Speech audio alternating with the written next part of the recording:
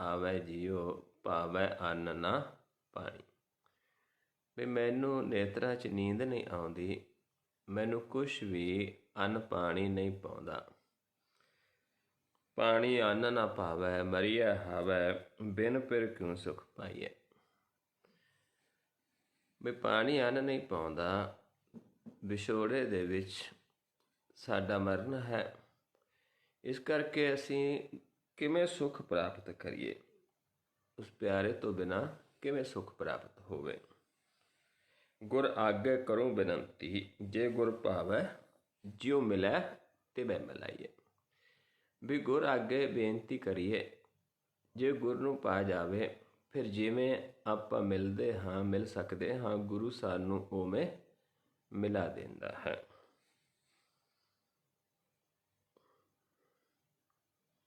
ਆਪੇ ਮੇਲ ਲਏ ਸੁਖ ਦਾਤਾ, ਆਪ ਮਿਲਿਆ ਕਰ ਆਏ। ਫਿਰ ਆਪ ਸਾਨੂੰ ਮੇਲ ਲੈਂਦਾ, ਆਪ ਘਰ ਆ ਕੇ ਮਿਲਦਾ ਹੈ। ਨਾਨਕ ਕਾਮਨ ਸਦਾ ਸੁਹਾਗਣ, ਨਾ ਫਿਰ ਮਰੈ ਨਾ ਜਾਏ। ਫਿਰ ਸਦਾ ਵਾਸਤੇ ਸੁਹਾਗਣ ਹੋ ਜਾਂਦੇ ਹਾਂ, ਕਿਉਂਕਿ ਐਸਾ ਫਿਰ ਮਿਲ ਜਾਂਦਾ, ਐਸਾ ਪਤੀ ਮਿਲ ਜਾਂਦਾ ਹੈ ਜਿਹੜਾ ਨਾ ਮਰਦਾ ਹੈ ਅਤੇ ਨਾ ਕਿਤੇ ਜਾਂਦਾ, ਸਦਾ ਹੀ ਰਹਿਣ ਵਾਲਾ ਹੈ, ਅਬਿਨਾਸੀ ਹੈ, ਉਹ ਪ੍ਰਾਪਤ ਹੋ ਜਾਂਦਾ ਹੈ। ਅਬਿਨਾਸੀ ਪੁਰਖ ਪਾਇਆ ਪਰਮੇਸ਼ਰ, ਨਾ ਕਦੇ ਮਰੈ ਨਾ ਜਾਇਆ। ਅਤੇ ਫਿਰ ਉਸ ਦੀ ਪ੍ਰਾਪਤੀ ਹੋ ਜਾਂਦੀ ਹੈ। ਇੱਥੇ ਤੱਕ ਆਪਾਂ ਪਹਿਲਾਂ ਉਸ ਦਿਨ ਵਿਚਾਰਿਆ ਸੀ, ਕਿਉਂਕਿ ਕਈ ਦਿਨ ਆਪਾਂ ਵਿਚਾਰ ਨਹੀਂ ਕੀਤੀ, ਜੋ ਕਿ ਲੜੀਵਾਰ ਕਰਦੇ ਹਾਂ। ਸੋ ਆਓ ਆਪਾਂ ਅੱਗੇ ਸ਼ੁਰੂ ਕਰਦੇ ਹਾਂ। ਗੌੜੀ ਰਾਗ ਦੇ ਵਿੱਚ ਮਹੱਲੇ ਤੀਜੇ ਦੀ ਬਾਣੀ ਹੈ, ਜੋ ਸੰਤਾਂ ਦੇ ਰੂਪ ਦੇ ਵਿੱਚ ਆਪਾਂ ਵਿਚਾਰ ਰਹੇ ਹਾਂ। ਕਾਮਨ ਹਰ ਰਸ ਬੇਦੀ ਜੀਓ, ਹਰ ਕੈ ਸਹਿਜ ਸੋ ਭਾਏ। ਕਾਮਨ ਔਰਤ ਨੂੰ ਕਹਿ ਦਿੱਤਾ, ਪਤਨੀ ਨੂੰ ਕਹਿ ਦਿੱਤਾ, ਇਸਤਰੀ ਨੂੰ ਕਹਿ ਦਿੱਤਾ ਹੈ, ਪਰ ਇੱਥੇ ਆਪਾਂ ਸਾਰੇ ਇਸਤਰੀ ਰੂਪ ਹਾਂ, ਨਾਰ ਰੂਪ ਹਾਂ, ਇੱਕ ਪਰਮੇਸ਼ਰ ਪੁਰਖ ਹੈ। ਇਸ ਕਰਕੇ ਆਪਾਂ ਸਾਰੇ ਵੱਲੋਂ ਹੀ ਉਸ ਪ੍ਰਭੂ ਨੂੰ ਬੇਨਤੀ ਹੈ, ਅਤੇ ਉਹ ਪ੍ਰਭੂ ਜਿਨ੍ਹਾਂ 'ਤੇ ਕਿਰਪਾ ਕਰਦਾ ਹੈ ਸਾਡੇ, ਚਾਹੇ ਅਸੀਂ ਸਰੀਰਕ ਤੌਰ 'ਤੇ ਮਰਦ ਹਾਂ ਜਾਂ ਔਰਤ ਹਾਂ, ਲੇਕਿਨ ਮਨ ਕਰਕੇ ਆਪਾਂ ਸਾਰੇ ਹੀ ਨਰ ਹਾਂ, ਅਤੇ ਸਾਡਾ ਸਾਰਿਆਂ ਦਾ ਇੱਕ ਹੀ ਪਤੀ ਹੈ, ਇੱਕ ਹੀ ਪਿਆਰਾ ਹੈ। ਕਾਮਨ ਹਰ ਰਸ ਬੇਦੀ ਜੀਓ, ਹਰ ਕੈ ਸਹਿਜ ਸੋ ਭਾਏ। ਵੀ ਜਦੋਂ ਹਰੀ ਨੂੰ ਪਾ ਜਾਂਦੀ ਹੈ, ਸਹਿਜ ਪ੍ਰਗਟ ਹੋ ਜਾਂਦਾ ਹੈ, ਫਿਰ ਉਹ ਕਾਮਨ, ਉਹ ਸੁਹਾਗਣ ਉਸ ਹਰ ਰਸ ਦੇ ਵਿੱਚ ਬੇਦੀ ਜਾਂਦੀ ਹੈ, ਉਸ ਹਰ ਰਸ ਦੇ ਵਿੱਚ ਲੀਨ ਹੋ ਜਾਂਦੀ ਹੈ। ਮਨ ਮੋਹਨ ਮੋਹ ਲਿਆ ਜੀਓ, ਦੁਬਦਾ ਸਹਿਜ ਸਮਾਏ।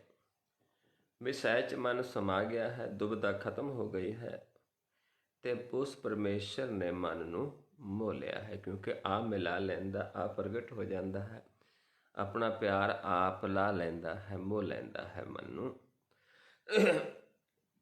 ਫਿਰ ਕਦੋਂ? ਜਦੋਂ ਦੁਚਿੱਤੀ ਖਤਮ ਹੋ ਜਾਂਦੀ, ਦੁਬਿਧਾ ਖਤਮ ਹੋ ਜਾਂਦੀ, ਮਨ ਸਹਿਜ ਦੇ ਵਿੱਚ ਸਮਾ ਜਾਂਦਾ ਹੈ। ਦੁਬਿਧਾ ਸਹਿਜ ਸਮਾਏ, ਕਾਮਨ ਵਰ ਪਾਏ, ਗੁਰਮਤਿ ਰੰਗ ਲਾਏ।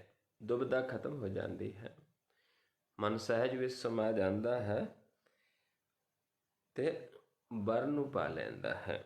ਵਰ ਹੈ ਹਰੀ, ਪ੍ਰਾਪਤ ਹੋ ਜਾਂਦਾ ਹੈ। ਗੁਰ ਦੀ ਮੱਤ ਦੁਆਰਾ ਇਹ ਰੰਗ ਲੱਗਦਾ ਹੈ। ਇਹ ਸਰੀਰ ਕੂੜ ਕੁਸੁੱਤ ਭਰਿਆ, ਗਲ ਤਾਈਂ ਪਾਪ ਕਮਾਏ। ਪਰ ਇਹ ਜਿਹੜਾ ਸਰੀਰ ਹੈ 9 ਦਰਾਂ ਦਾ, ਇਹ ਕੂੜ ਹੈ। ਇਸ ਦੇ ਵਿੱਚ ਹੱਡੀਆਂ, ਨਾਸ, ਮਾਸ, ਨਾੜੀ, ਵਿਸ਼ਟਾ ਇਸ ਦੇ ਵਿੱਚ ਲਪੇਟੇ ਨੇ। ਵਿਸ਼ਟਾ ਅਸਤ ਰਕਤ ਪਰੇਟੇ ਚਮ, ਕਿਉਂਕਿ 9 ਦਰਾਂ ਦਾ ਜਿਹੜਾ ਸਰੀਰ ਹੈ, ਇਸ ਦੇ ਵਿੱਚ ਗੰਦਗੀ, ਹੱਡੀਆਂ, ਖੂਨ, ਚਮ 'ਚ ਲਪੇਟਿਆ ਹੈ, ਕੂੜ ਕੁਸੁੱਤ ਹੈ। ਇਸ ਕਰਕੇ ਜਦ ਤੱਕ ਗੁਰ ਦਾ ਗਿਆਨ ਨਹੀਂ ਲੈਂਦਾ, ਮਨ ਪਾਪ ਹੀ ਕਮਾਉਂਦਾ ਹੈ, ਕਿਉਂਕਿ ਗੁਰ ਦੇ ਗਿਆਨ ਤੋਂ ਬਿਨਾਂ ਉਸ ਪ੍ਰਭੂ ਨੂੰ ਨਹੀਂ ਪਾ ਸਕਦੇ। ਗੁਰ ਦੀ ਮੱਤ ਤੋਂ ਬਿਨਾਂ ਸਾਡੇ ਮਨ ਨੂੰ ਉਹ ਰੰਗ ਨਹੀਂ ਚੜ੍ਹਦਾ ਜਿਹੜਾ ਨਾਮ ਦਾ ਰੰਗ ਹੈ, ਜਿਹੜਾ ਪ੍ਰਭੂ ਨੂੰ ਪਾਉਂਦਾ ਹੈ, ਜਿਹੜਾ ਮਜੀਠ ਦਾ ਰੰਗ ਹੈ। ਗੁਰਮੁਖ ਭਗਤ ਜਿਤ ਸਹਿਜ ਧੁਨ ਉਪਜੈ, ਬਿਨ ਭਗਤੀ ਮੈਲ ਨ ਜਾਏ। ਜਦੋਂ ਜੀਵ ਗੁਰਮੁਖਾਂ ਤੋਂ ਗਿਆਨ ਲੈਂਦਾ ਹੈ ਸਹਿਜ ਦਾ, ਕਿ ਸਹਿਜ ਦੇ ਵਿੱਚ ਜਿਹੜੀ ਧੁਨ ਹੈ, ਚੌਥੇ ਪਦ ਦੇ ਵਿੱਚ ਜਦੋਂ ਗੁਰਮੁਖ ਮੁਖੋਂ ਸਾਨੂੰ ਗਿਆਨ ਦਿੰਦੇ ਨੇ, ਆਪਾਂ ਉਹਨਾਂ ਦੀ ਆਵਾਜ਼ ਦੇ ਵਿੱਚ ਧਿਆਨ ਲਗਾ ਕੇ ਚੱਲਦੇ ਹਾਂ, ਉਹ ਧੁਨ ਜਿਹੜੀ ਇੱਧਰ ਨੂੰ ਚੱਲਦੀ ਹੈ, ਜਿਸ ਨੂੰ ਓਂਕਾਰ ਧੁਨ ਵੀ ਕਿਹਾ ਹੈ। ਜਿਵੇਂ ਓਂਕਾਰ ਹੈ, ਊੜਾ ਹੈ, ਅਤੇ ਇੱਥੋਂ ਆਪਾਂ ਇੱਧਰ ਨੂੰ ਧਿਆਨ ਲੈ ਕੇ ਚੱਲਦੇ ਹਾਂ। ਜਦੋਂ ਗੁਰਮੁਖ ਮੁਖੋਂ ਸਾਨੂੰ ਆਵਾਜ਼ ਦੇ ਕੇ ਬੁਲਾਉਂਦੇ ਨੇ, ਅਤੇ ਫਿਰ ਜਦੋਂ ਆਪਾਂ ਇਹ ਚੱਲਦੇ ਹਾਂ, ਫਿਰ ਸਾਡੀ ਭਗਤੀ ਸ਼ੁਰੂ ਹੁੰਦੀ ਹੈ। ਜਿਨ੍ਹਾਂ ਨੇ ਆਪ ਭਗਤੀ ਕੀਤੀ ਹੈ, ਉਹ ਫਿਰ ਸਾਨੂੰ ਉਹ ਤਰੀਕਾ ਦੱਸਦੇ ਨੇ, ਵਿਧ ਦੱਸਦੇ ਨੇ ਵੀ ਇਸ ਤਰੀਕੇ ਨਾਲ ਆਪਾਂ ਭਗਤੀ ਕਰਨੀ ਹੈ। ਕਿਉਂਕਿ ਫਿਰ ਭਗਤੀ ਕਰਾਂਗੇ, ਫਿਰ ਸਾਡੇ ਮਨ ਦੀ ਮੈਲ ਉਤਰਦੀ ਹੈ, ਜਿਹੜਾ ਕੂੜ ਕੁਸੁੱਤ ਖਤਮ ਹੋ ਜਾਂਦਾ ਹੈ।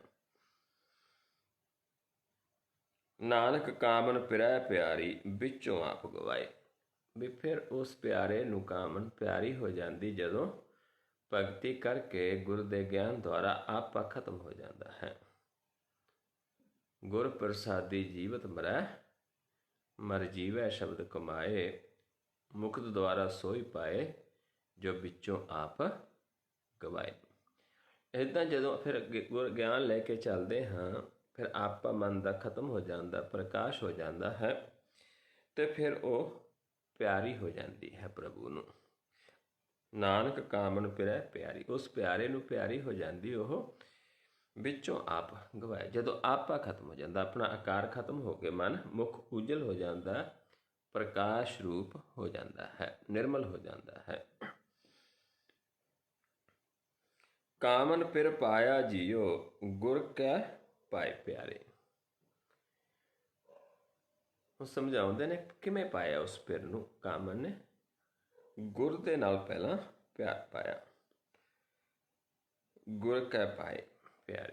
ਪਹਿਲਾਂ ਗੁਰ ਦੇ ਨਾਲ ਪਿਆਰ ਪਾਇਆ, ਜਦੋਂ ਗੁਰ ਨੂੰ ਪਾ ਜਾਂਦਾ, ਗੁਰ ਸਾਨੂੰ ਉਸ ਪਿਆਰੇ ਨੂੰ ਮਿਲਾ ਦਿੰਦਾ ਹੈ। ਰੈਣ ਸੁਖ ਸੁੱਤੀ ਜੀਓ, ਅੰਤਰ ਉਰ ਧਾਰੇ। ਫਿਰ ਅੰਦਰ ਆ ਕੇ ਵਸ ਜਾਂਦਾ ਹੈ, ਹਿਰਦੇ ਵਿੱਚ ਪ੍ਰਗਟ ਹੋ ਜਾਂਦਾ ਹੈ। ਅੰਦਰ ਕੋਈ ਸਰੀਰ ਦੇ ਵਿੱਚ ਨਹੀਂ ਹੈ, ਹਿਰਦੇ ਦੇ ਵਿੱਚ। ਜਦੋਂ ਆਪਾਂ ਧਿਆਨ ਦੁਆਰਾ ਅੰਤਰਗਤ ਜਾਂਦੇ ਹਾਂ, ਅਤੇ ਹਿਰਦੇ ਦੇ ਵਿੱਚ ਪ੍ਰਗਟ ਹੋ ਜਾਂਦਾ ਹੈ। ਫਿਰ ਸਾਡੇ ਮਨ ਨੂੰ ਨੀਂਦ ਆ ਜਾਂਦੀ, ਆਨੰਦ ਆ ਜਾਂਦਾ ਹੈ। ਫਿਰ ਇਹ ਜੀਵਨ ਰੂਪੀ ਰਹਿਣ ਸਾਡੀ ਸੁਖੀ ਬੀਤਦੀ ਹੈ। ਚਿੰਤਾਵਾਂ ਤੋਂ ਰਹਿਤ ਹੋ ਜਾਂਦੇ ਹਾਂ, ਬੈਰ ਵਿਰੋਧ ਤੋਂ ਰਹਿਤ ਹੋ ਜਾਂਦੇ ਹਾਂ, ਅਤੇ ਅਸੀਂ ਨਿਰਲੇਪ ਹੋ ਜਾਂਦੇ, ਪੁੰਨ ਦਾਨ ਤੋਂ, ਪਾਪ ਪੁੰਨ ਤੋਂ ਨਿਰਲੇਪ ਹੋ ਜਾਂਦੇ ਹਾਂ। ਅੰਤਰ ਉਰ ਧਾਰੇ, ਮਿਲੀਐ ਪਿਆਰੇ, ਅਨ ਦਿਨ ਦੁੱਖ ਨਿਵਾਰੇ। ਵੀ ਅੰਤਰ ਜਦੋਂ ਹਿਰਦੇ 'ਚ ਵਸ ਜਾਂਦੇ ਹਾਂ, ਅਸੀਂ ਹਿਰਦੇ 'ਚ ਪ੍ਰਵੇਸ਼ ਕਰਦੇ ਹਾਂ, ਅਤੇ ਉਸ ਪਿਆਰੇ ਨੂੰ ਮਿਲਦੇ ਹਾਂ, ਕਿਉਂਕਿ ਹਿਰਦੇ ਦੇ ਵਿੱਚ ਪ੍ਰਗਟ ਹੋ ਜਾਂਦਾ ਹੈ, ਅਤੇ ਫਿਰ ਅੰਦਿਨ ਹੀ ਸਾਡੇ ਦੁੱਖਾਂ ਦਾ ਨਿਵਾਰਨ ਹੁੰਦਾ ਹੈ, ਸੁੱਖ ਪ੍ਰਾਪਤ ਹੁੰਦੇ ਹਨ। ਅੰਤਰ ਮਹਿਲ ਪਿਰ ਰਾਵੇ ਕਾਮਣ, ਗੁਰਮਤਿ ਵਿਚਾਰੇ। ਜਿਹੜੀ ਫਿਰ ਅੰਦਰ ਮਹਿਲ ਦੇ ਵਿੱਚ ਜਾ ਕੇ ਉਸ ਪਿਆਰੇ ਨੂੰ ਰਾਵਦੀ ਹੈ, ਮਨ ਰੂਪੀ ਇਸਤਰੀ, ਅਤੇ ਉਹ ਫਿਰ ਗੁਰ ਦੀ ਵਿਚਾਰ ਕਰਦੀ ਹੈ। ਗੁਰਮਤਿ ਵਿਚਾਰ, ਗੁਰ ਦੀ ਮੱਤ ਦੀ ਵਿਚਾਰ ਕਰਦੀ, ਜਿਹੜੀ ਆਪ ਮਿਲ ਗਈ ਉਸ ਪ੍ਰਭੂ ਨੂੰ, ਜਿਹਨੇ ਆਪ ਪ੍ਰਭੂ ਨੇ ਜਦੋਂ ਮਿਲਾ ਲਿਆ ਹੈ, ਫਿਰ ਉਹ ਗੁਰ ਦੀ ਮੱਤ ਦੀ ਵਿਚਾਰ ਕਰਦੀ ਹੈ, ਗੁਰ ਦੀ ਸ਼ਬਦ ਦੀ ਵਿਚਾਰ ਕਰਦੀ ਹੈ। ਅੰਮ੍ਰਿਤ ਨਾਮ ਪੀਆ ਦਿਨ ਰਾਤੀ, ਦੁਬਿਧਾ ਮਾਰ ਨਿਵਾਰੇ। ਆਪ ਅੰਮ੍ਰਿਤ ਪੀਂਦੀ ਹੈ ਦਿਨ ਰਾਤ, ਪ੍ਰਕਾਸ਼ ਦੇ ਵਿੱਚ ਮਨ ਰਹਿੰਦਾ ਹੈ, ਅਤੇ ਦੂਜਿਆਂ ਦੀ ਦੁਚਿੱਤੀ ਨੂੰ ਫਿਰ ਦੂਰ ਕਰਦਾ ਹੈ ਗੁਰ ਦੀ ਮੱਤ ਦੁਆਰਾ। ਦੋ ਦ੍ਰਿਸ਼ਟ ਤੋਂ ਇੱਕ ਦ੍ਰਿਸ਼ਟ ਹੋ ਕੇ ਸਾਡੀ ਦੁਚਿੱਤੀ ਖਤਮ ਹੁੰਦੀ, ਦੁਬਿਧਾ ਖਤਮ ਹੋ ਜਾਂਦੀ ਹੈ। ਕਿਉਂਕਿ ਦੁਬਿਧਾ ਜਦ ਤੱਕ ਨਹੀਂ ਗਈ, ਅਸੀਂ ਮੁਕਤ ਨਹੀਂ ਹੋ ਸਕਦੇ, ਸਾਨੂੰ ਸਜ਼ਾ ਝੱਲਣੀ ਪੈਂਦੀ ਹੈ, ਜਿਸ ਨੂੰ ਆਪਾਂ ਸੁਖਮਨੀ ਸਾਹਿਬ 'ਚ ਪੜ੍ਹਦੇ ਹਾਂ, ਜਿਸ ਨਰ ਕੀ ਦੁਬਿਧਾ ਨਾ ਜਾਏ, ਧਰਮ ਰਾਜ ਤਿਸ ਦੇ ਸਜਾਏ। ਨਾਨਕ ਸੱਚ ਮਿਲੀ ਸੁਹਾਗਣ, ਗੁਰ ਕੈ ਹੇਤ ਅਪਾਰੇ। ਸੁਹਾਗਣ ਮਿਲ ਜਾਂਦੀ ਹੈ ਸੱਚ ਨੂੰ, ਆ ਮਿਲਾ ਲੈਂਦਾ ਹੈ। ਪਰ ਕਿਵੇਂ ਮਿਲਾਉਂਦਾ ਹੈ? ਜਦੋਂ ਅਸੀਂ ਗੁਰ ਦੇ ਨਾਲ ਪਿਆਰ ਕਰਦੇ ਹਾਂ। ਗੁਰ ਕੈ ਹੇਤ, ਗੁਰ ਦੇ ਨਾਲ ਪਿਆਰ ਕਰਦੇ। ਕਿਹੜਾ ਗੁਰ? ਅਪਾਰ ਹੈ ਜਿਹੜਾ। ਇੱਕੋ ਸਮੇਂ ਅਸੰਖ ਜੀਵ ਉਸ ਨੂੰ ਲੈ ਸਕਦੇ ਨੇ ਤੇ ਅਸੰਖ ਜੀਵ ਉਸ ਨੂੰ ਧਿਆ ਸਕਦੇ ਨੇ। ਆਵੋ ਦਇਆ ਕਰੇ ਜੀਓ, ਪ੍ਰੀਤਮ ਅਤ ਪਿਆਰੇ। ਫਿਰ ਉਹ ਦਇਆ ਕਰਦਾ ਹੈ ਉਹਨਾਂ ਜੀਵਾਂ ਕੋਲ। ਜਦੋਂ ਜੀਵ ਆਉਂਦਾ ਹੈ ਫਿਰ ਉਹ ਗਿਆਨ ਦਿੰਦੇ ਨੇ, ਕਿਉਂਕਿ ਉਹਨਾਂ ਦੁਆਰਾ ਸਾਨੂੰ ਮਿਲਾਉਂਦਾ ਹੈ। ਆਵੋ ਦਇਆ ਕਰੇ ਜੀਓ, ਪ੍ਰੀਤਮ ਅਤ ਪਿਆਰੇ। ਉਹ ਅਤ ਪਿਆਰਾ ਪ੍ਰੀਤਮ ਜਿਹੜਾ ਹੈ, ਜਿਨ੍ਹਾਂ ਨੂੰ ਪ੍ਰਗਟ ਹੋ ਜਾਂਦਾ, ਜਿਨ੍ਹਾਂ ਦਾ ਪਿਆਰ ਪੈ ਜਾਂਦਾ ਹੈ, ਕਿਉਂਕਿ ਉਸ ਤੋਂ ਪਿਆਰਾ ਕੋਈ ਨਹੀਂ ਹੈ। ਉਸ ਤੋਂ ਕਿਰਪਾਲੂ, ਉਸ ਤੋਂ ਦਿਆਲੂ, ਉਸ ਤੋਂ ਵੱਡਾ ਦਾਤਾ ਕੋਈ ਨਹੀਂ ਹੈ। ਕਾਮਨ ਬਿਨੋ ਕਰੇ ਜੀਓ, ਸੱਚ ਸ਼ਬਦ ਸ਼ਿਗਾਰੇ। ਫਿਰ ਜਦੋਂ ਬੇਨਤੀ ਕਰਦੇ ਹੈ ਕੋਈ ਜੀਵ ਇਸਤਰੀ ਆ ਕੇ, ਤੇ ਉਹ ਫਿਰ ਉਸ ਨੂੰ ਗੁਰ ਦੇ ਸ਼ਬਦ ਦੁਆਰਾ ਸ਼ਿੰਗਾਰ ਕਰਦੀ ਹੈ, ਸ਼ਿੰਗਾਰਦੀ ਹੈ, ਗਿਆਨ ਦਿੰਦੀ ਹੈ। ਸੱਚ ਸ਼ਬਦ ਸ਼ਿੰਗਾਰੇ, ਹਉਮੈ ਮਾਰੇ, ਗੁਰਮੁਖ ਕਾਰਜ ਸਵਾਰੇ। ਵੀ ਉਹਨਾਂ ਦਾ ਗੁਰਮੁਖ ਫਿਰ ਗਿਆਨ ਦੇ ਕੇ ਕਾਰਜ ਸਵਾਰਦਾ ਹੈ। ਹਉਮੈ ਕਿਵੇਂ ਮਾਰਨੀ ਹੈ, ਦੁਚਿੱਤੀ ਕਿਵੇਂ ਖਤਮ ਕਰਨੀ ਹੈ, ਸੱਚੇ ਸ਼ਬਦ ਦੁਆਰਾ ਉਹਨਾਂ ਨੂੰ ਸ਼ਿੰਗਾਰ ਕਰਦਾ ਹੈ। ਨੇਤਰਾਂ ਦਾ, ਮਨ ਦਾ, ਕਿਉਂਕਿ ਮਨ ਨੇਤਰਾਂ ਵਿੱਚ ਹੈ। ਜੁਗ ਜੁਗ ਏਕੋ ਸੱਚਾ ਸੋਈ, ਬੁੱਝੈ ਗੁਰ ਵਿਚਾਰੇ। ਇੱਕੋ ਹੀ ਸੱਚਾ ਹੈ ਜੁਗਾਂ ਤੋਂ, ਪਰ ਉਸ ਨੂੰ ਬੁੱਝਦੇ ਹਾਂ ਜਦੋਂ ਅਸੀਂ ਗੁਰ ਦੀ ਵਿਚਾਰ ਲੈਂਦੇ ਹਾਂ। ਕਿਹਨਾਂ ਦੇ ਕੋਲੋਂ? ਜਿਨ੍ਹਾਂ ਉਸ ਪ੍ਰਭੂ ਨੂੰ ਪਾ ਲਿਆ ਹੈ, ਜਿਹੜੇ ਉਸ ਪ੍ਰਭੂ ਦੇ ਨਾਲ ਵਸਦੇ ਨੇ, ਸਮਾਏ ਨੇ, ਜਿਨ੍ਹਾਂ ਦੇ ਅੰਦਰ ਦੁਚਿੱਤੀ ਨਹੀਂ ਹੈ, ਦੁਬਿਧਾ ਨਹੀਂ ਹੈ, ਹਉਮੈ ਨਹੀਂ ਹੈ, ਜਿਨ੍ਹਾਂ ਦੁਆਰਾ ਆਪ ਪ੍ਰਭੂ ਸਾਨੂੰ ਗਿਆਨ ਦਿੰਦਾ ਹੈ, ਆਪ ਸਾਡੇ ਕਾਰਜ ਸਵਾਰਦਾ ਹੈ। ਮਨ ਦਾ, ਜੋ ਆਪਾਂ ਪ੍ਰਭੂ ਨੂੰ ਮਿਲਣ ਦੇ ਵਾਸਤੇ ਆਏ ਹਾਂ, ਜਿਸ ਨੂੰ ਆਪਾਂ ਪੜ੍ਹਦੇ ਹਾਂ, ਮਨ ਗੁਰ ਮਿਲ ਕਾਜ ਸੁਬਾਰੇ। ਮਨਮੁਖ ਕਾਮ ਵਿਆਪੀ, ਮੋਹਿ ਸੰਤਾਪੀ, ਕਿਸ ਆਗੇ ਜਾਏ ਪੁਕਾਰੇ। ਜਿਹੜੇ ਮਨਮੁਖ ਜੀਵ ਨੇ, ਉਹਨਾਂ ਨੂੰ ਗਿਆਨ ਨਹੀਂ ਹੈ ਤੇ ਉਹਨਾਂ ਨੂੰ ਸੁਹਾਗਣਾਂ ਦਾ ਭੇਤ ਨਹੀਂ ਹੈ, ਉਸ ਪ੍ਰਭੂ ਦੇ ਪਿਆਰਿਆਂ ਦਾ ਭੇਤ ਨਹੀਂ ਹੈ, ਕਿਉਂਕਿ ਉਹ ਤਾਂ ਕਾਮ ਦੇ ਵਿੱਚ ਵਿਆਪੇ ਨੇ, ਮੋਹ ਦੇ ਵਿੱਚ, ਤ੍ਰੈ ਗੁਣਾ ਦਾ ਸੰਤਾਪ ਦੇ ਵਿੱਚ। ਤ੍ਰੈ ਗੁਣਾ ਤੱਕ ਨੇ, ਪੁੰਨ ਦਾਨ ਕਰ ਲਿਆ, ਵੈਰ ਵਿਰੋਧ ਕਰ ਲਿਆ, ਜਾਂ ਘਰ ਦੀਆਂ ਚਿੰਤਾਵਾਂ ਕਰ ਲਈਆਂ, ਇੱਥੇ ਤੱਕ ਸੀਮਤ ਰਹਿੰਦੇ ਨੇ। ਐਸੇ ਜੀਵ ਜਿਹੜੇ ਨੇ, ਇਹਨਾਂ ਨੂੰ ਗਿਆਨ ਹੀ ਨਹੀਂ, ਇਸ ਕਰਕੇ ਕਿਸ ਅੱਗੇ ਜਾ ਕੇ ਪੁਕਾਰਨਾ।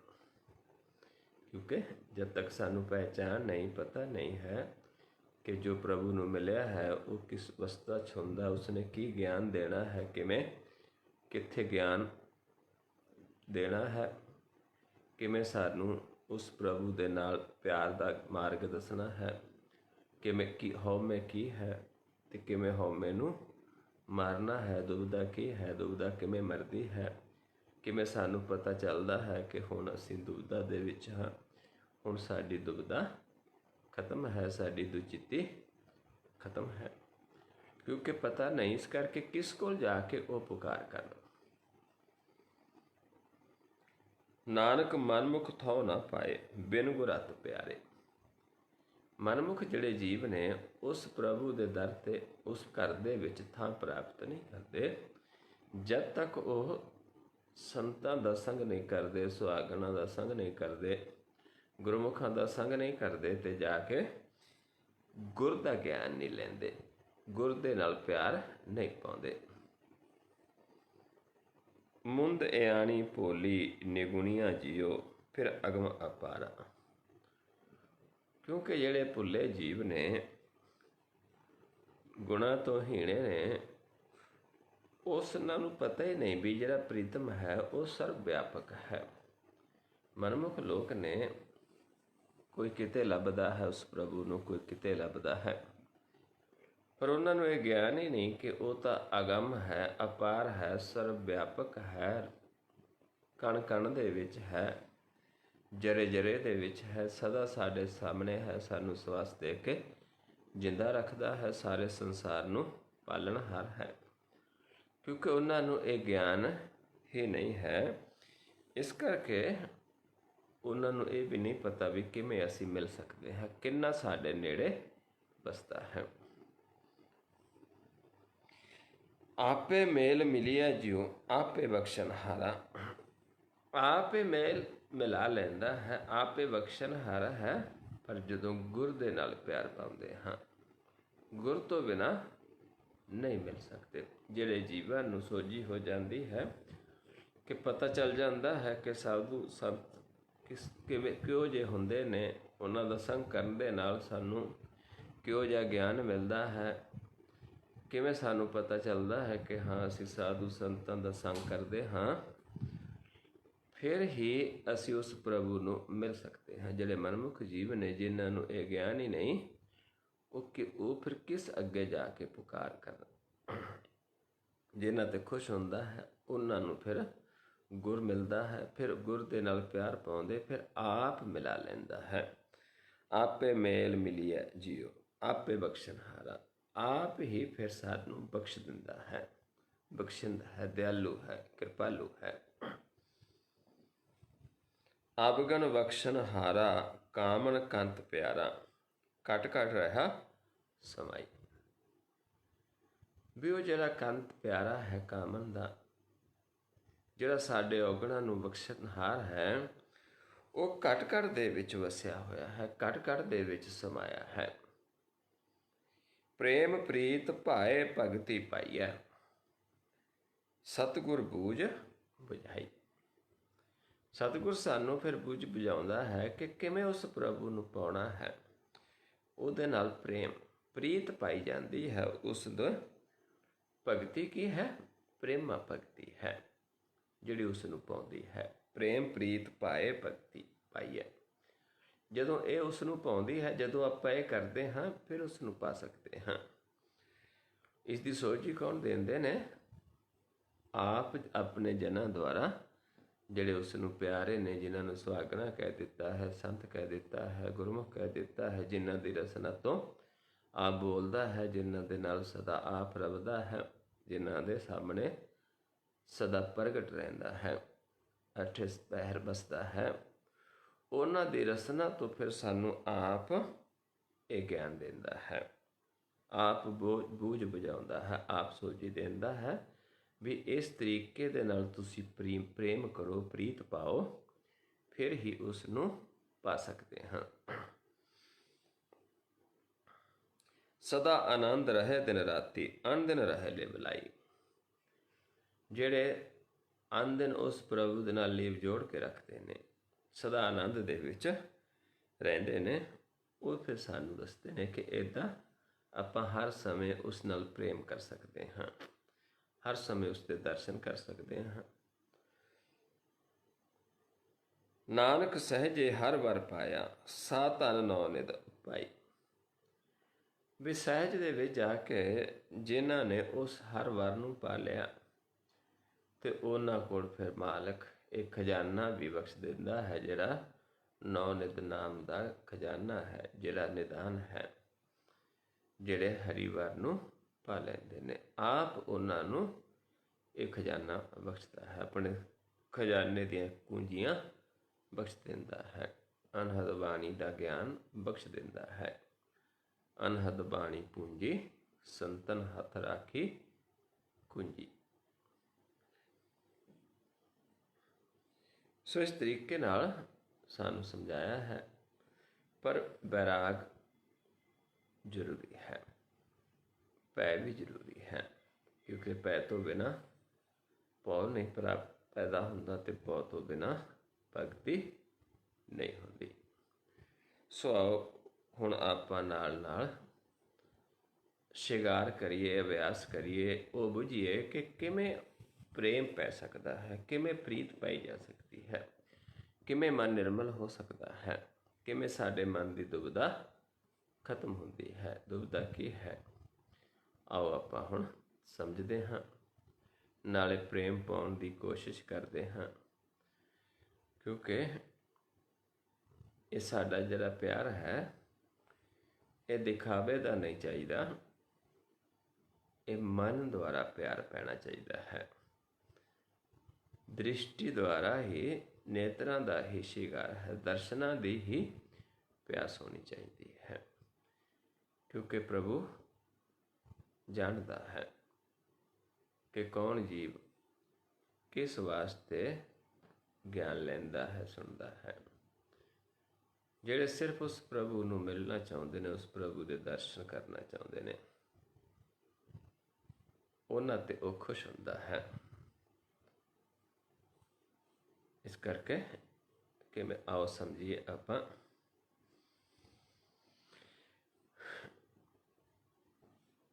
ਨੇਤਰਾਂ ਦਾ ਸ਼ਿੰਗਾਰ ਹੈ, ਕਿਉਂਕਿ ਮਨ ਦੀ ਜੋਤ ਨੇਤਰਾਂ ਦੇ ਵਿੱਚ ਹੈ। ਦੋ ਨੇਤਰ ਨੇ। ਸਭ ਤੋਂ ਪਹਿਲਾਂ ਆਪਾਂ ਇਹ ਸਮਝਣਾ ਹੈ ਕਿ ਦੁਚਿੱਤੀ ਦੁਬਿਧਾ ਕੀ ਹੈ, ਜਾਂ ਦੋ ਦ੍ਰਿਸ਼ਟੀ ਕਹਿ ਦਈਏ। ਕਿਵੇਂ ਪਤਾ ਚੱਲੇਗਾ ਕਿ ਅਸੀਂ ਦੁਬਿਧਾ ਵਿੱਚ ਹਾਂ, ਦੁਚਿੱਤੀ ਵਿੱਚ ਹਾਂ, ਜਾਂ ਅਸੀਂ ਦੋ ਦ੍ਰਿਸ਼ਟ ਹਾਂ। ਦੋ ਨੇਤਰਾਂ ਨੂੰ ਇਸ ਪੁਆਇੰਟ 'ਤੇ ਦ੍ਰਿਸ਼ਟੀ ਨੂੰ ਫੋਕਸ ਕਰਨਾ ਹੈ, ਦੋਨਾਂ ਨੇਤਰਾਂ ਦੀ ਦ੍ਰਿਸ਼ਟੀ ਨੂੰ ਇੱਕ ਪੁਆਇੰਟ 'ਤੇ ਫੋਕਸ ਕਰਨਾ ਹੈ। ਇਸ ਜੋ ਨੱਕ ਦਾ ਟਿਪ ਹੈ ਮੂਰੇ, ਇਸ ਪੁਆਇੰਟ 'ਤੇ ਫੋਕਸ ਕਰਨਾ ਹੈ। ਇੱਥੇ ਦੇਖ, ਫਿਰ ਦੇਖਣਾ ਹੈ। ਜੇ ਇੱਥੇ ਦੇਖਣ ਦੇ ਨਾਲ ਸਾਨੂੰ ਨੱਕ ਨਜ਼ਰ ਆਉਂਦਾ ਹੈ, ਫਿਰ ਸਾਡਾ ਮਨ ਹਉਮੈ ਵਿੱਚ ਕਹਿ ਸਕਦੇ ਹਾਂ, ਦੁਚਿੱਤੀ 'ਚ ਕਹਿ ਸਕਦੇ ਹਾਂ, ਦੁਬਿਧਾ ਵਿੱਚ ਕਹਿ ਸਕਦੇ ਹਾਂ, ਦੋ ਦ੍ਰਿਸ਼ਟੀ ਕਹਿ ਸਕਦੇ ਹਾਂ। ਜੇ ਇੱਥੇ ਦੇਖਣ ਦੇ ਨਾਲ ਨਜ਼ਰ ਨਹੀਂ ਆਉਂਦਾ, ਜਾਂ ਹਲਕਾ ਹਲਕਾ ਖੱਬੇ ਪਾਸੇ, ਇਸ ਪਾਸੇ ਇੱਕ ਪਰਛਾਈ ਨਜ਼ਰ ਆਉਂਦੀ ਹੈ, ਸਿਰਫ ਇਸ ਪਾਸੇ, ਫਿਰ ਵੀ ਆਪਾਂ ਇੱਕ ਦ੍ਰਿਸ਼ਟੀ ਹੁੰਦੇ, ਪਰ ਮਨ ਹਾਲੇ ਨਿਰਮਲ ਨਹੀਂ ਹੁੰਦਾ, ਧਿਆਨ ਦੇ ਨਾਲ ਨਿਰਮਲ ਹੋ ਜਾਂਦਾ ਹੈ। ਸੋ ਇਸ ਤਰੀਕੇ ਨਾਲ ਆਪਾਂ ਦੇਖ ਸਕਦੇ ਹਾਂ। ਫਿਰ ਆਪਾਂ ਇਹ ਦੇਖ ਸਕਦੇ ਹਾਂ, ਜੇ ਨੱਕ ਦਿਸਦਾ ਹੈ, ਫਿਰ ਅਸੀਂ ਵਿਚਰਦੇ ਦੁਚਿੱਤੀ ਦੇ ਵਿੱਚ, ਦੁਬਿਧਾ ਦੇ ਵਿੱਚ ਪਏ ਹਾਂ, ਲੇਕਿਨ ਕਿਸ ਪਾਸੇ ਜ਼ਿਆਦਾ ਵਿਚਰਦੇ ਹਾਂ? ਤਮੋ ਗੁਣ 'ਤੇ, ਕਿਉਂਕਿ ਜੇ ਸੱਜੇ ਪਾਸੇ ਧਿਆਨ ਹੈ ਤਮੋ ਗੁਣ ਹੈ, ਖੱਬੇ ਹੈ ਰਜੋ ਗੁਣ ਹੈ, ਜੇ ਵਿਚਾਲੇ ਦਿਸਦਾ ਹੈ ਸਤੋ ਗੁਣ ਹੈ। ਜੇ ਨਹੀਂ ਨਜ਼ਰ ਆਉਂਦਾ, ਫਿਰ ਇੱਕ ਦ੍ਰਿਸ਼ਟ ਹਾਂ। ਇੱਦਾਂ ਆਪਾਂ ਪਹਿਲਾਂ ਪਰਖਣਾ ਹੈ। ਉਸ ਤੋਂ ਬਾਅਦ ਇਸ ਪੁਆਇੰਟ 'ਤੇ ਫਿਰ ਮੈਂ ਇੱਥੋਂ ਆਵਾਜ਼ ਦੇਵਾਂਗਾ ਆਪ ਜੀ ਨੂੰ ਕਿ ਧਿਆਨ ਸਾਹਮਣੇ ਲੈ ਕੇ ਆਓ। ਇੱਥੋਂ ਆਪਾਂ ਸਾਹਮਣੇ ਦੇਖਣਾ ਹੈ।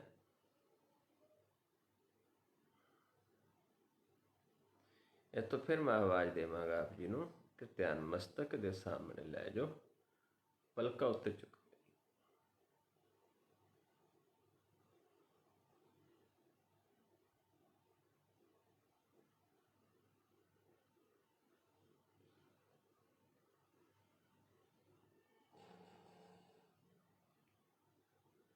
ਫਿਰ ਜਦੋਂ ਕਹਾਂਗਾ ਸਾਹਮਣੇ, ਫਿਰ ਸਾਹਮਣੇ,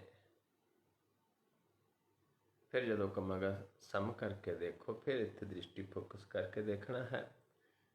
ਆਪਣੇ ਆਪ ਨੂੰ ਦੇਖਣਾ ਹੈ। ਜੇ ਕੋਈ ਨਵਾਂ ਜੀਵ ਜਿਸ ਨੂੰ ਨੱਕ ਪਹਿਲਾਂ ਨਜ਼ਰ ਆਉਂਦਾ, ਉਸਨੇ ਇਹ ਦੇਖਣਾ ਹੈ ਕਿ ਹੁਣ ਨੱਕ ਦਿਸਣੋਂ ਹਟ ਗਿਆ, ਜਾਂ ਹਲਕਾ ਹਲਕਾ ਜਿਸ ਪਾਸੇ ਆ ਗਿਆ, ਫਿਰ ਵੀ ਆਪਾਂ ਇੱਕ ਦ੍ਰਿਸ਼ਟੀ ਹੋ ਜਾਂਦੇ, ਕਿਉਂਕਿ ਇਹ ਨੇਤਰ ਨੇ ਸੱਜੇ ਨੇ ਖੱਬੇ ਪਾਸੇ ਸਮਾਉਣਾ ਹੈ। ਧਿਆਨ ਦੇ ਨਾਲ ਇਹ ਨੱਕ ਜਿਹੜਾ ਸਾਨੂੰ ਸ਼ੀਸ਼ੇ ਦੀ ਤਰ੍ਹਾਂ ਪ੍ਰਕਾਸ਼ ਹੋ ਜਾਵੇਗਾ। ਆਓ ਕਰੀਏ ਸਮ। ਇੱਥੇ ਦ੍ਰਿਸ਼ਟੀ ਫੋਕਸ ਕਰਕੇ ਆਪਣੇ ਆਪ ਨੂੰ ਦੇਖੋ, ਪਹਿਚਾਣੋ, ਪਰਖੋ ਕਿ ਕੀ ਅਵਸਥਾ ਹੈ ਸਾਡੇ ਮਨ ਦੀ।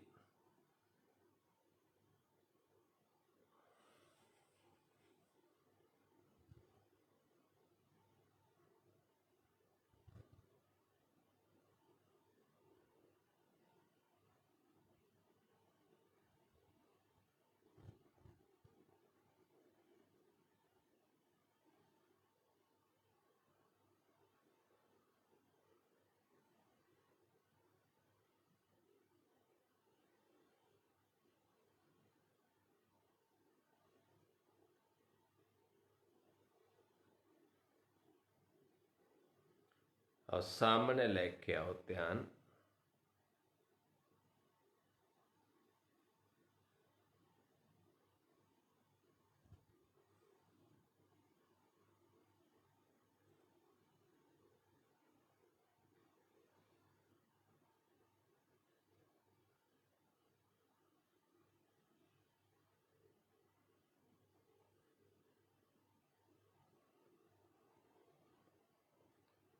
मस्तक के सामने लै जाओ, पलक उत्ते चुक दो पूरी।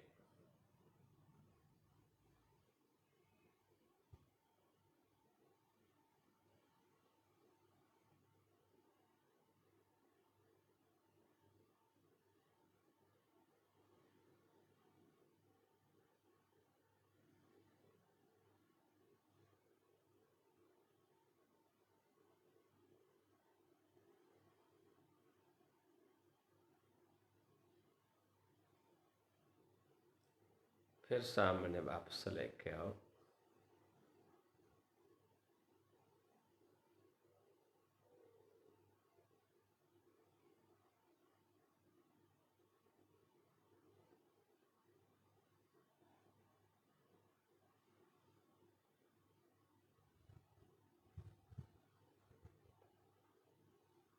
फिर नक ते सम करके देखो, अपने आप नूं देखो। जे कोई नवा जीव जिसनों पहला नक दिसदा सी, उसने देखना कि हुण दिसनों हट गया, एक दृष्ट हो गया। जे दिसदा है, एक दृष्ट नहीं होया। क्योंकि जे सानू विश्वास नहीं हुंदा, फिर पालक जानदा है, फिर सानू अपने नाल परसन नहीं देंदा, सानू अपने नाल छूण नहीं देंदा साडे ध्यान नूं। जिहदे विश्वास दे नाल चलदे ने, उस समय ही एक दृष्ट हो जाते हैं।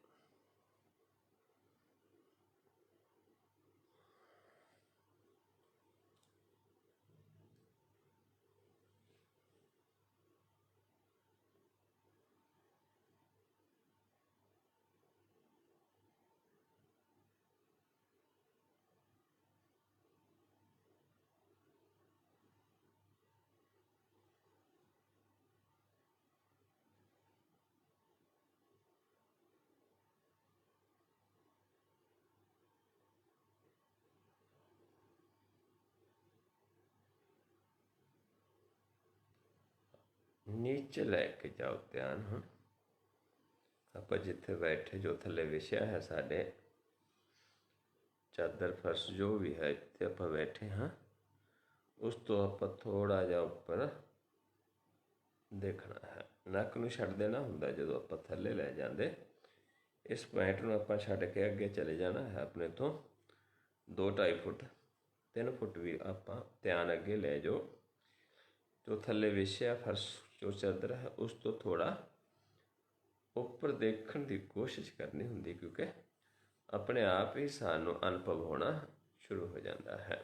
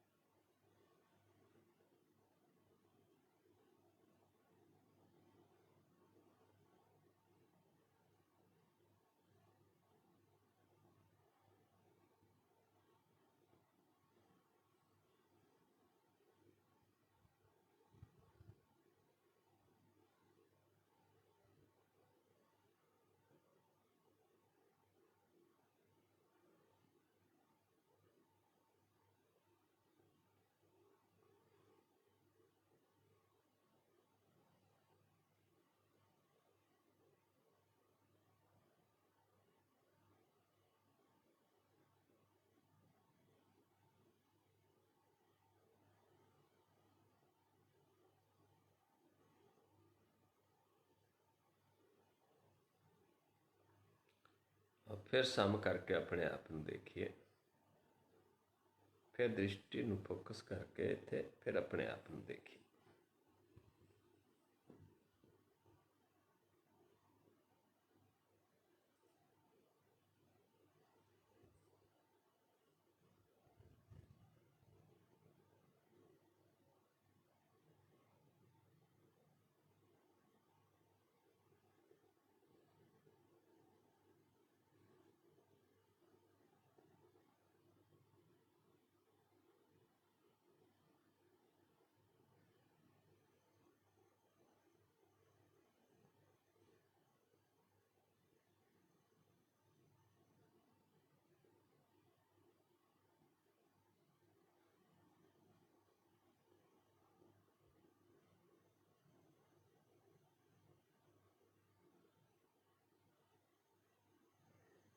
फिर नीचे ले जाओ ध्यान।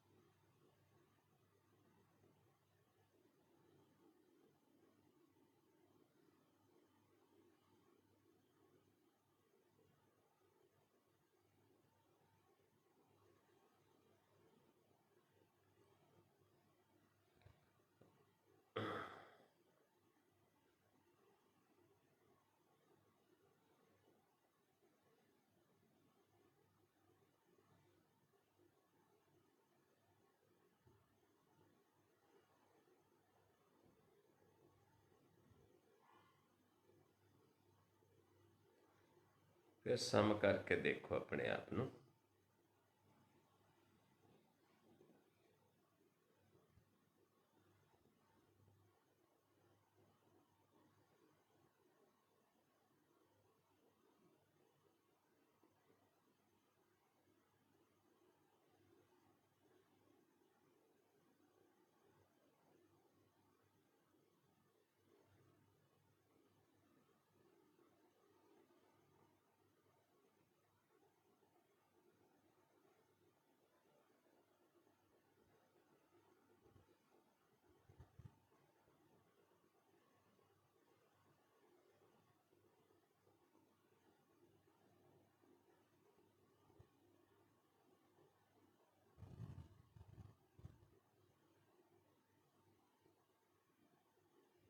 फिर नीचे ले जाओ ध्यान।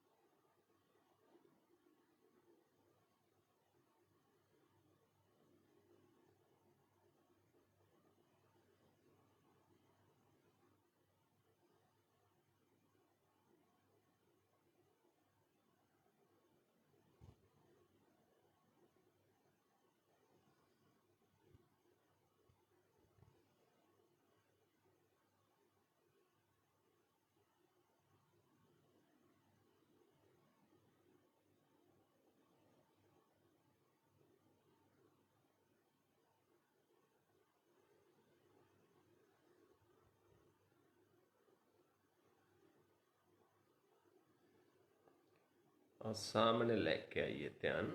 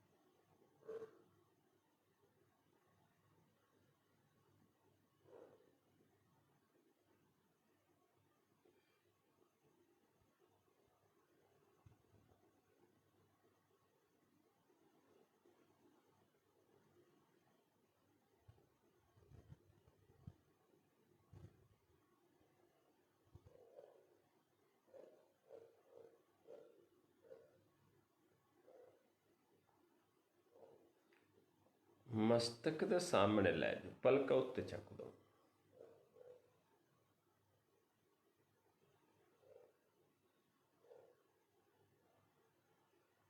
ध्यान नूं मस्तक दे सामने लै जाओ, पलक उत्ते चुक दो।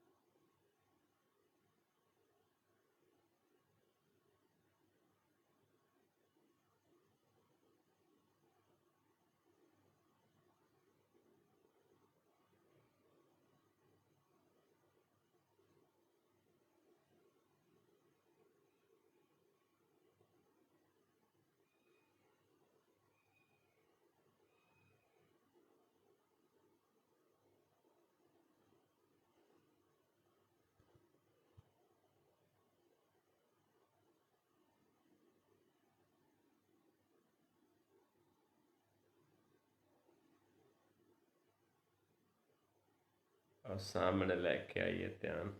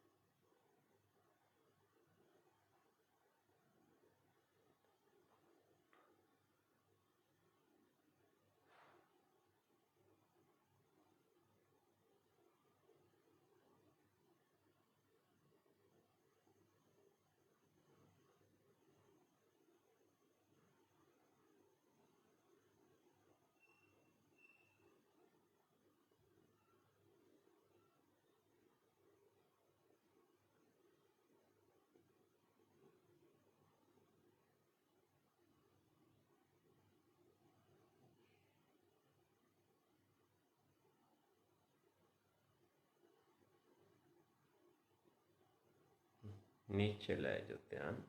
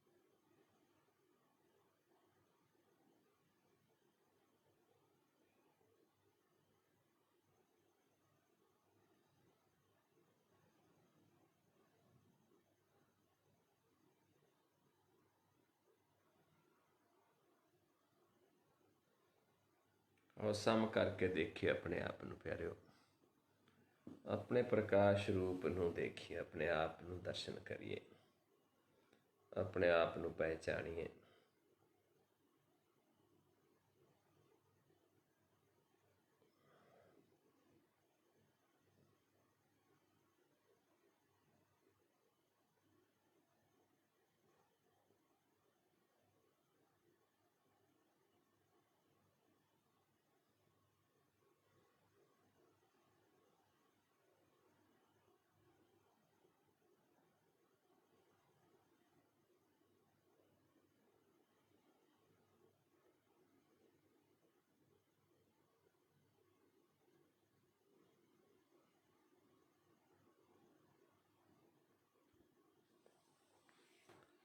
ਵਾਹਿਗੁਰੂ ਜੀ ਕਾ ਖਾਲਸਾ, ਵਾਹਿਗੁਰੂ ਜੀ ਕੀ ਫਤਿਹ। ਸੋ ਗੁਰਮੁਖ ਪਿਆਰਿਓ, ਇਸ ਤਰੀਕੇ ਦੇ ਨਾਲ ਆਪਾਂ ਚਾਅ ਦੇ ਨਾਲ, ਆਸ ਦੇ ਨਾਲ, ਪੈ ਦੇ ਵਿੱਚ ਰਹਿ ਕੇ ਪਿਆਰ ਪਾਉਣਾ ਹੈ, ਨੇਤਰਾਂ ਦਾ ਸ਼ਿੰਗਾਰ ਕਰਨਾ ਹੈ, ਮਨ ਨੂੰ ਨਿਰਮਲ ਕਰਨਾ ਹੈ, ਗੁਰ 'ਤੇ ਭਰੋਸਾ ਰੱਖ ਕੇ ਅਭਿਆਸ ਕਰਨਾ ਹੈ, ਤੇ ਆਪ ਪ੍ਰਭੂ ਸਾਡੇ ਅੱਗੇ ਪ੍ਰਗਟ ਹੋ ਜਾਏਗਾ। ਕਿਉਂਕਿ ਉਹ ਬਚਨ ਦਾ ਬਲੀ ਹੈ। ਜੇ ਆਪਾਂ ਉਹਦੇ ਹੁਕਮ ਚੱਲਾਂਗੇ ਤੇ ਫਿਰ ਆਪਾਂ ਉਸ ਨੂੰ ਪਿਆਰੇ ਹੋ ਜਾਵਾਂਗੇ। ਜੇ ਆਪਾਂ ਉਸ ਦੇ ਭਾਣੇ ਵਿੱਚ ਚੱਲਾਂਗੇ, ਕਿਉਂਕਿ ਉਸ ਨੂੰ ਆਪਣਾ ਭਾਣਾ ਪਾਉਂਦਾ ਹੈ। ਸੋ ਭਾਣਾ ਕੀ ਹੈ? ਇੱਕ ਦ੍ਰਿਸ਼ਟ ਹੋ ਕੇ ਅੰਤਰਗਤ ਜਾਣਾ, ਇੱਧਰ ਇਸ ਅਵਸਥਾ ਨੂੰ ਚੱਲਣਾ। ਇਹ ਸਹਿਜ ਧੁਨ ਹੈ। ਇਸ ਧਿਆਨ ਨੂੰ ਪਰਪੱਕ ਕਰਨਾ ਹੈ। ਪਹਿਲਾਂ ਇੱਥੇ ਨੀਚੇ, ਫਿਰ ਜਿਉਂ-ਜਿਉਂ ਪ੍ਰਕਾਸ਼ ਉੱਤੇ ਉੱਠਦਾ ਜਾਏਗਾ, ਆਪਾਂ ਧਿਆਨ ਨੂੰ ਉੱਤੇ ਚੁੱਕਦੇ ਜਾਣਾ ਹੈ। ਇਸ ਤਰੀਕੇ ਨਾਲ ਮੁੱਖ ਉਜਲ ਹੋ ਜਾਏਗਾ। ਆਪਣੇ ਆਪ ਨੂੰ ਪਹਿਚਾਣ ਲਵਾਂਗੇ ਤੇ ਪ੍ਰਭੂ ਨੂੰ ਪਹਿਚਾਣ ਲਵਾਂਗੇ। ਆਓ ਪਿਆਰਿਓ, ਇੰਨੀ ਕੁ ਵਿਚਾਰ ਕਰਦੇ ਹਾਂ। ਬਹੁਤ ਸਾਰੀਆਂ ਭੁੱਲਾਂ ਹੋ ਗਈਆਂ ਹੋਣਗੀਆਂ। ਆਪ ਸੰਗਤ ਸਤਿਗੁਰੂ ਜੀ ਬਖਸ਼ਣਯੋਗ ਹੋ, ਬਖਸ਼ ਲੈਣਾ ਜੀ। ਵਾਹਿਗੁਰੂ ਜੀ ਕਾ ਖਾਲਸਾ, ਵਾਹਿਗੁਰੂ ਜੀ ਕੀ ਫਤਿਹ।